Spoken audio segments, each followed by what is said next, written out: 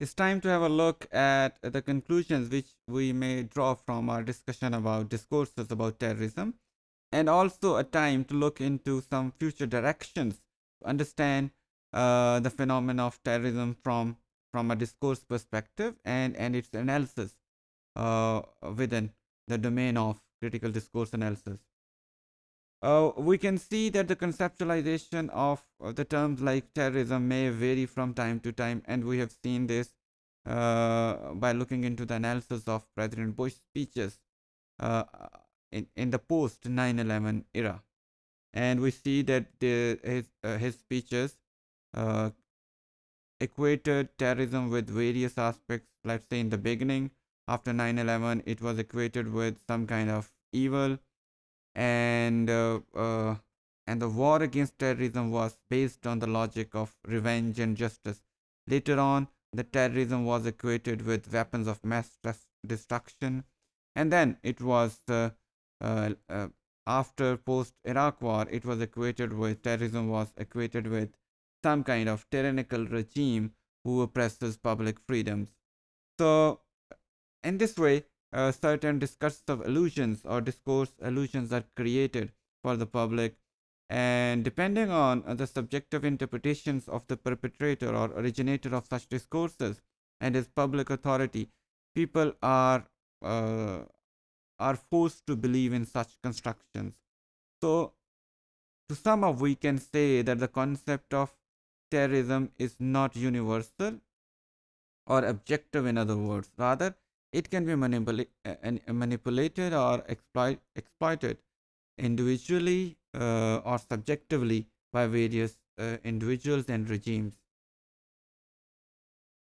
The evolution of terrorism in world history, and especially in the recent history of the world, leads us to make certain conclusions, and we can see that it has generated discourses not only based on subjective viewpoints, but also provided some ground for understanding the origins of such views. So we can see that discourses about terrorism, which were produced in recent history, were motivated not only for rooting out terrorism from the world, but they were also based on other motivations and intentions, maybe certain socio-political and economic agendas also. So the terms like terrorism can also be manipulated or exploited politically. In this way, the discourse of illusion, which was created recently, is grounded in a sociocultural mesh of beliefs and ideas about what the world is like and how it should be. So, if a terrorist event happens, as it happened happened on 9/11 in America, so the situation was shown as something like a mayhem, a catastrophe, which actually it was, but it was emotionalized by the political leaders beyond its basic substance. And then it was claimed that how what should be like. We need to root out terrorism and its perpetrators from the world. And this gave us a lot of political mileage to the people who want to instigate certain actions against originators of terrorism. It illustrates how a particular group views the world consistent with its culture and history. And these views, focusing on the understanding of terrorism and actions of terrorism or against terrorism, is based on our own history and culture, how we view it. It also depends who are the perpetrators of those actions. Uh, there is a possibility, as we are living in a world which is highly divided, that one nation's hero may be another nation's terrorist, or the vice versa. So we need to see that the concept like terrorism may be interpreted subjectively. The relationship between actions and what constitutes them, namely one's habitus and local, as well as wider context, cannot be analyzed in a simple, straightforward manner.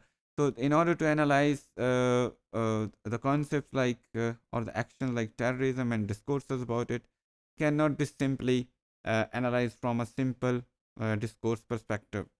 Rather, we need to dig deep into it from multiple socio-political, analytical perspectives, and we need to understand, adopt a methodological approach which is not deeply grounded in history, but it also understand the ideological perspectives of a discourse, because discourses such as those about terrorism and violence are most of the times are loaded historically and ideologically.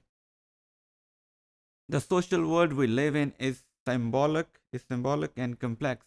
It comprises structure which provides us or guides us in certain ways, then agency, our own role in it, and then culture which we live in and adhere to, and that makes it a kind of stratified nature of the social world, as well as its complex and emergent features.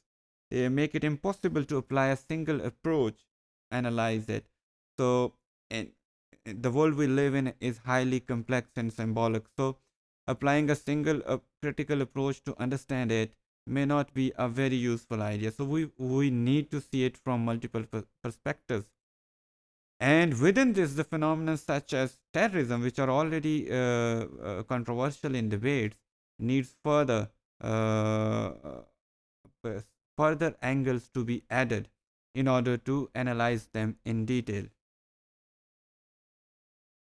Although it's possible to say that discourses and social structures are co-constitutive, it is individuals in society who determine which linguistic resources are essential to social mediation.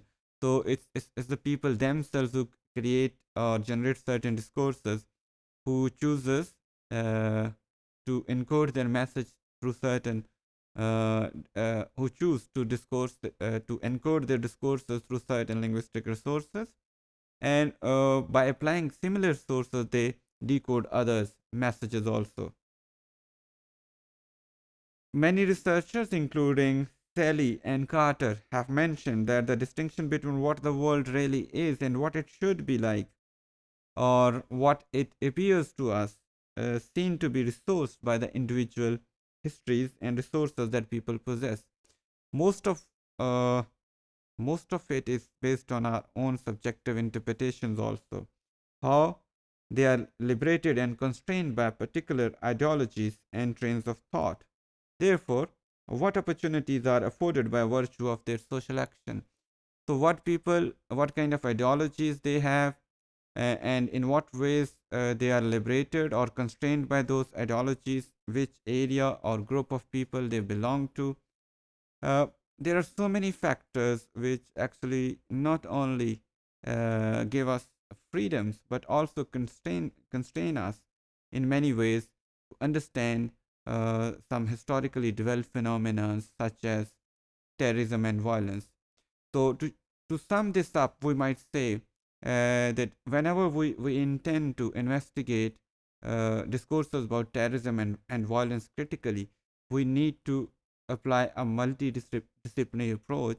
Probably we need to involve some socio-political theory also, so that we may not only understand the present interpretation, but we may also look into the historical development of such phenomena, and only then we can avoid being manipulated by the exploitation of political demagogues who use the discourses about terrorism and violence for their own political and social agendas also.